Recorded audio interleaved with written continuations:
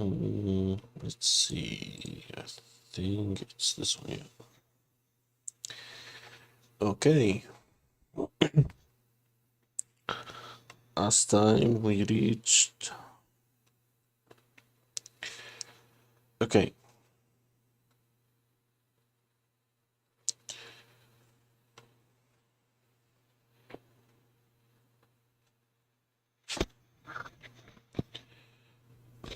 Okay.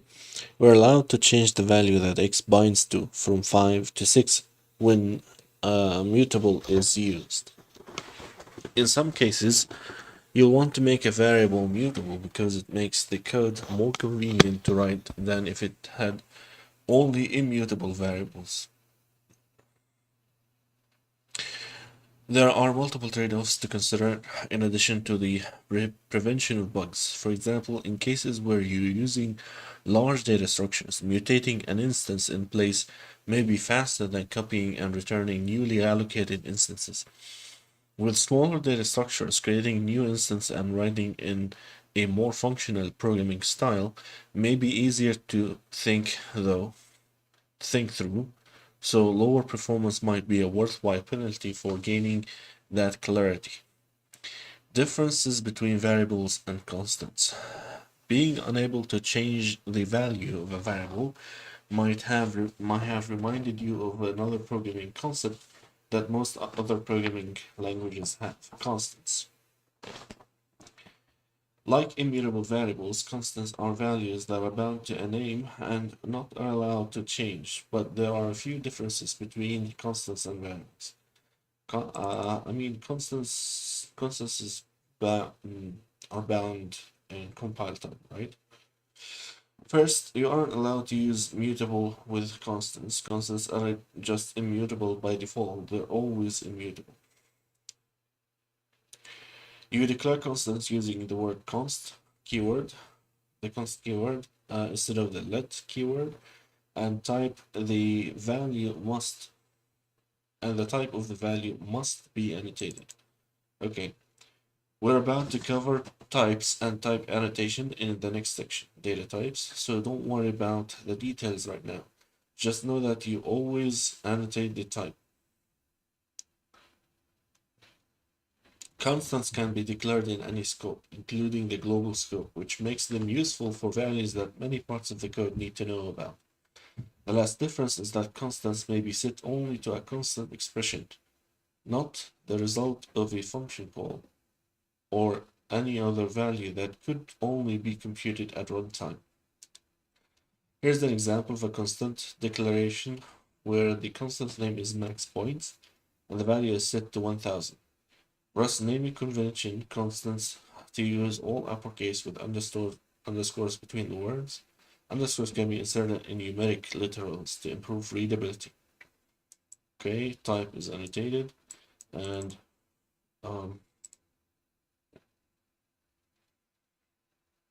yeah, this is okay. Constants are valid for the entire time a program runs. Within the scope they were declared in, making them a useful choice for the values you are in your application domain that multiple parts of the program might need to know about, such as the maximum number of points any player of a game is allowed to earn, the speed of light, naming hard-coded values used throughout your program as constants and is useful in conveying a meaning that value of a future maintained code. Okay, also have one of the only one place in your code you need to change if a hard. Okay, shadowing. As you saw in guessing game tutorial, comparing the guessing. Okay, you can declare a new variable with the same name as the previous variable, and the new variable shadows the previous variable. Rustaceans say that the first variable is shadowed by the second, which means that the second variable's value is what appears when the value is used. We can shadow a variable by using the same variable's name and repeating the use of the word of the keyword as follows. Let x equals 5, let x equals um, x plus 1, let x equals x times 2. The value of x is going to be 12. The program first binds x to value 5, then shadows x by repeating let x equals, taking the original value and adding 1. So the value of x is then 6. The third let statement also shadows x by multiplying the previous value by 2, gives x a final value of 12. When we run this program, it will output the following. Shadowing is different from marking a variable as mutable because we'll get a compile time error if we accidentally try to assign to this variable without using the keyword let. By using let, we can perform a few transformations on a value, but have the variable immutable after those transformations have been completed. The other difference between mutable and shadowing is that because we're effectively creating a new variable when we use the keyword again, we can change the type of the variable but reuse the same name. For example, say our program asks the user to show how many spaces they want between some text by inputting space characters, but we really want to store that input as a number. So they enter, okay, a string, but we let spaces be the length. Yeah, so now spaces is a number. So the type is different. Yeah. This construct is allowed because the first spaces variable is a string type, and the second spaces variable, which is a brand new variable that happens to have the same name as the first one, is a number. Shadowing thus spares us from having to come up with different names such as spaces underscore string and spaces underscore number. Instead, we can reuse the simpler spaces name. However, if we try to use mutable for this one as shown here, we'll get a compile time error. Of course, because this is a different type. Now we've explored how variables work. Let's look at more data types. Okay. Come on.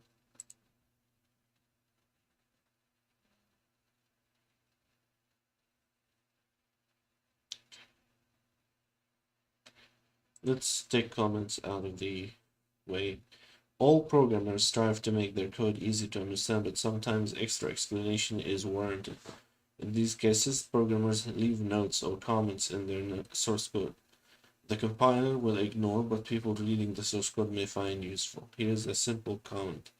In Rust, the idiomatic comment style starts a comment with 2 slashes, and the comment continues until the end of the line. For comments that extend beyond a single line, you'll need to include double slash on each line. Okay, so no more like Java /star. Comments can also be placed at the end of the line containing code, sure, but you will more often see them in this format. Okay, separate line above the code it's annotating. Rust also has another kind of comment documentation. So I guess it's like Python, which we'll discuss in the publishing crate. Okay, chapter 14. All right. Let's go to data types.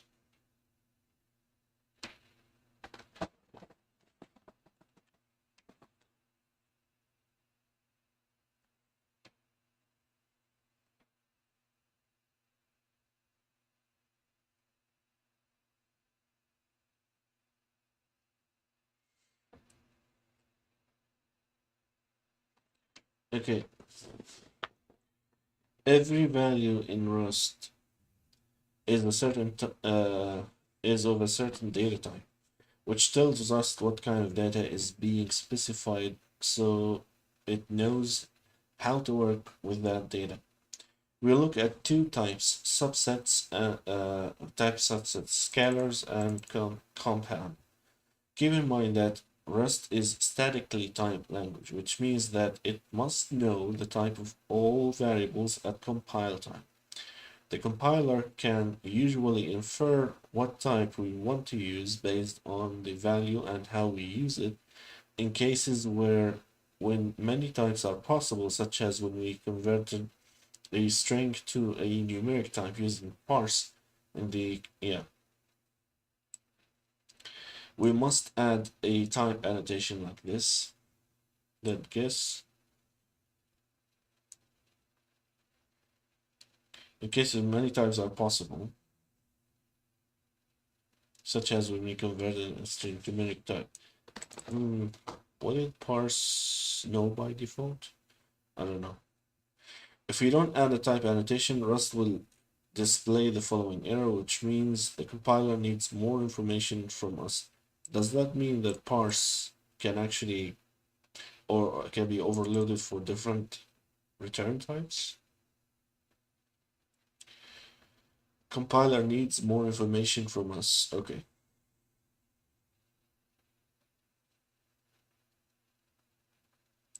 Cargo build.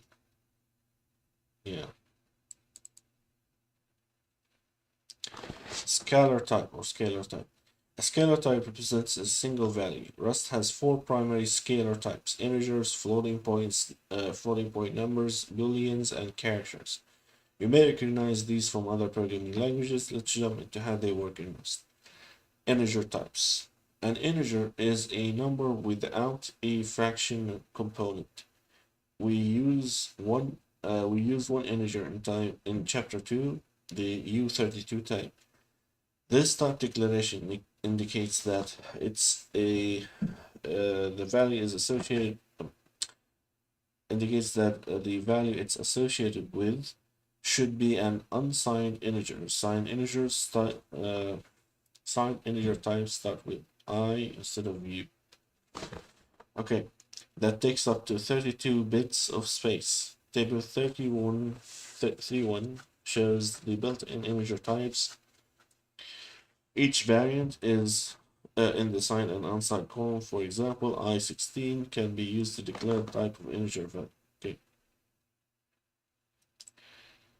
Okay. 8-bit to 128 bits and I size, U size. Each variant can be either signed or unsigned and has an explicit size. Signed and unsigned refer to whether it's possible to, how to interpret the actual bits. In other words, whether the number needs to have a sign. Okay. It is like writing numbers on paper on a science matter. Okay. However, it's safe to assume that the number is positive. It is shown with no sign. Sign numbers are stored using 2's complement representation. Sure. Each sign variant can store -n-1 to n-1 minus 1 inclusive, where n is the number of bits in that variant. Okay, so sure, because the 0 is with these, so it's minus 128. Yeah. Additionally, I size and U size depend on the kind of computer you're running. Okay. 64 bits if you're running on 64-bit architecture, 32 bits you're on 32-bit architecture. So this is if you want to get a pointer, I believe. I'm not sure. You can write integer literals in any form shown in table 31. Is there an effective Rust? Let me see. Rust, for example.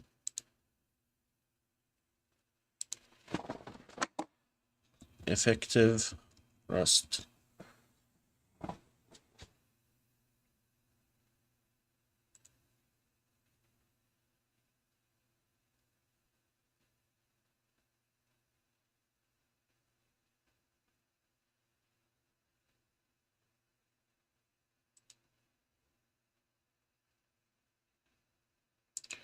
Okay.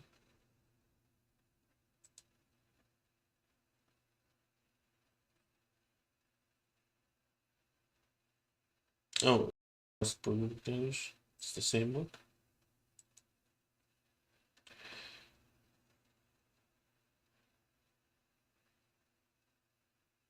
Ah, it's a okay. So it's a chapter in the old. Okay, yeah, you're reading an outdated version of the Rust programming language, TRPL. Okay.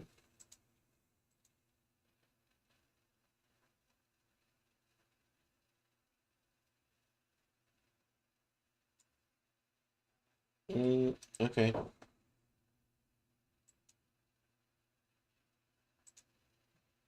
So I'm guessing this is the effective Rust was expanded. I'm guessing into way many chapters. Okay. You can write integer literals in any form shown in table 32. Note that all number literals except byte literals allow a type suffix such as uh 57 and then you type unsigned 8. Okay. And underscore as a visual separator such as 1000. Okay.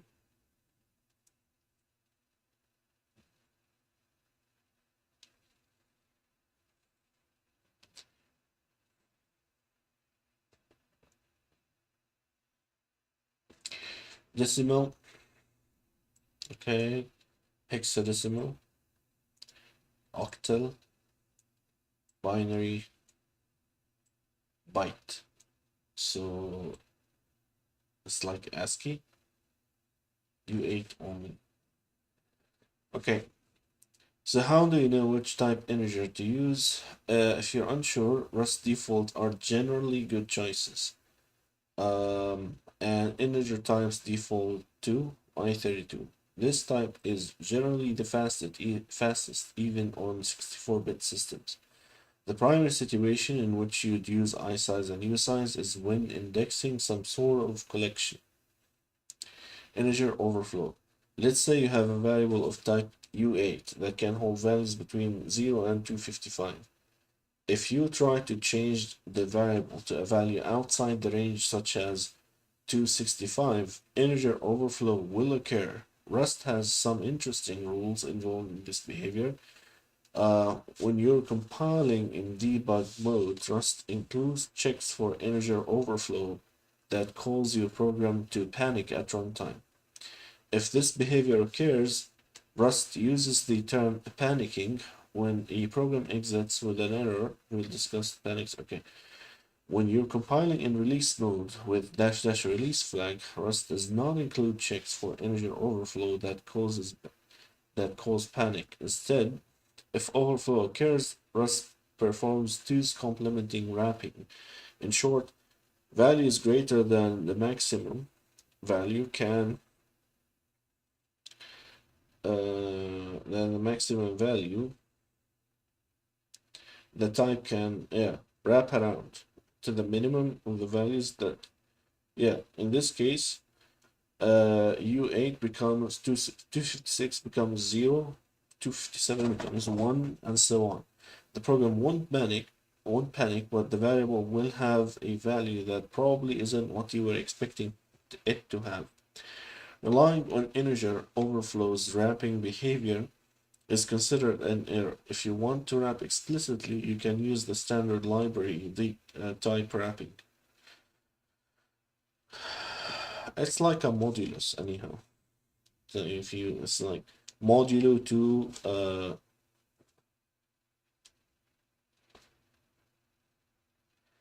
modulo to 56.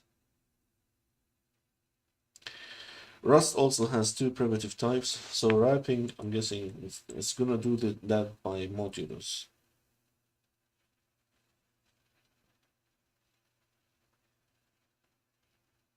Yeah, modular arithmetic.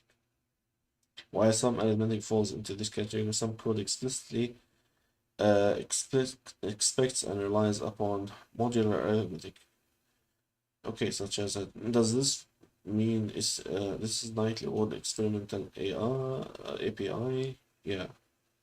Is it fast though? Probably not. I don't know.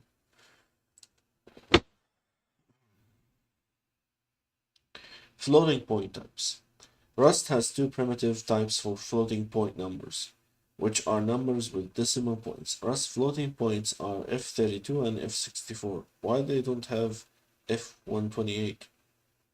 They have F128 integers. Oh, maybe because if they wanted to change from 128 integer to F, I don't know, not sure.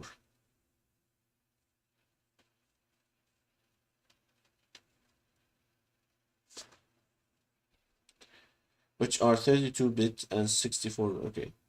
The default type of F64 because modern CPU is roughly the same speed as F32 but is capable of more precision. Floating point numbers are represented according to the IEEE 754 standard. The F32 type is a single precision float and F64 has double precision. Numeric operation. Rust supports the basic mathematical operations you would expect for all number types: addition, subtraction, multiplication, division, and remainder. The following code shows you how to each. So remainder is different from modulus. Modular remainder takes the sign of the divisor. No, modulo takes the sign. Wait.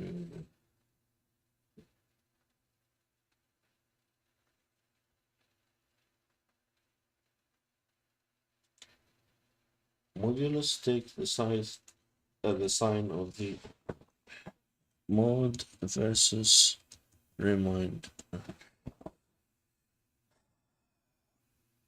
Yeah. Modulus is the same sign as the divisor, and remainder, so remainder is the same sign as the quotient. Adding the divisor and the remainder when at least one is negative yields the modulus.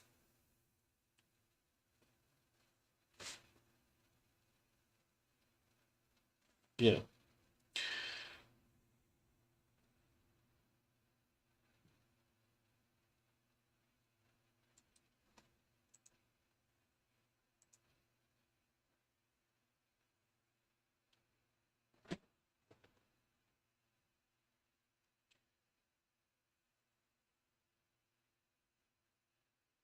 Following code. Okay. Let's check out. Let's check it out.